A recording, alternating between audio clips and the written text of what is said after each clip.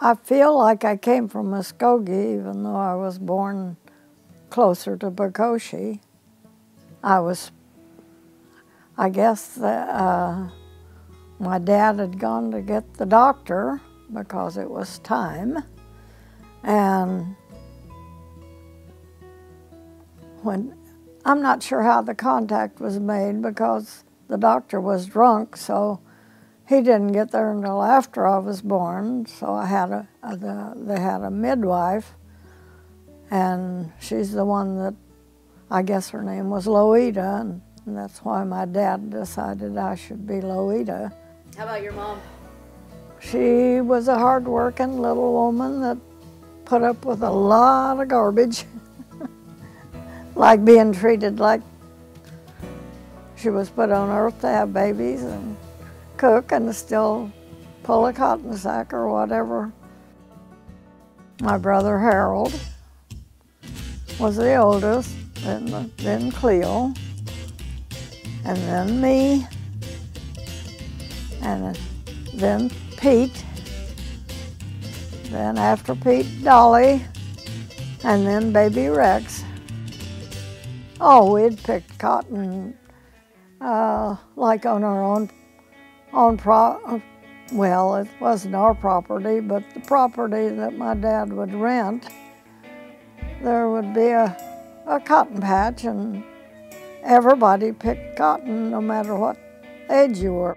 We would be picking as a family, and my dad always wanted to take my sack of cotton up when he took his to weigh it, because he picked his cotton pretty rough. There might be a bowl, several bowls in there, and possibly a clod of dirt or something even, but he would weigh his cotton and empty it in the wagon and then weigh mine and put it on top of his, because I picked really clean cotton. Not a whole bunch, but it was clean.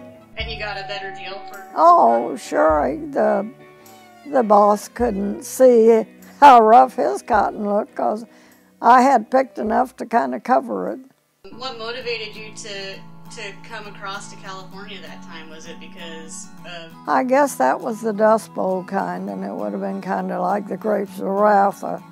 You know, we had 2 or 3 mattresses on top of the car, and the car full of Mom and Dad and 6 kids. How old were you then? I remember if Rexy had already been born, then I had to be around 6 or 7.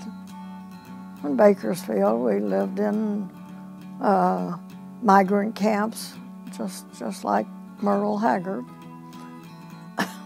Only we didn't sing as well. So you talked about Steinbeck's The Grapes of Wrath a couple of times. You've read it? I've read it, and I could practically see our family in it. Just it was like the person that wrote it must have known us. Coming over the grapevine, we would have to stop ever so often because the radiator would be boiling, and we'd have to stop.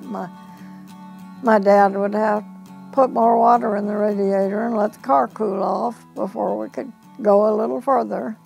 My dad bought property over on Riverside Avenue. Then he built a house out of this and that, some lumber, some whatever he could get his hands on, but it didn't look too bad by the time he got finished. And that's when we wound up living next to the Dentons.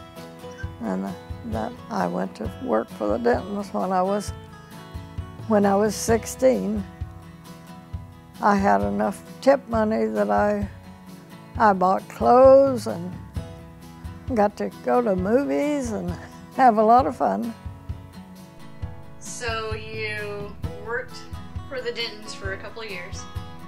Yeah, then they sold the restaurant to another couple, and they sort of adopted me from I was little and cute, I guess, because I seemed to be adopted by the bosses pretty well.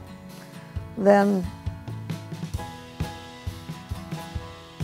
I think they were going to sell the restaurant, and so I went to look for another job with my mother with me, and that's when I got the job at the Tower Cafe and met your grandpa. He was a fry cook there at the time, and so that was the beginning of a beautiful romance.